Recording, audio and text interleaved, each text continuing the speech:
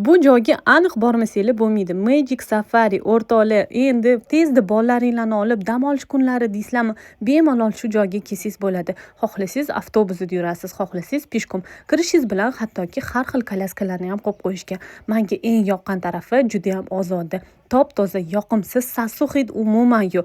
Afrikadagi hayvonlarning juda ham ko'p turlari bor ekan. Jirafa deysizmi, tuyalar, kiyiklar, sherlar, hattoki juda ham ko'p turdagi qushlar ham bor ekan. Bu yerga kelganda umuman zerikmaysiz. Bolalaringlar bemalol ovqatlantirsa ham bo'ladi. Qushlar bilan rasmlarga tushasiz, videolarga tushasiz. Flamingolarni ham живойni aynan shu yerda ko'rdim birinchi martasi. O'zligi shunaqa magazinlar ham qilib qo'yishgan. Bolalaringlarga sotib olsanglar yoki o'zingizlarga esdalik uchun olsanglar ham bo'ladi.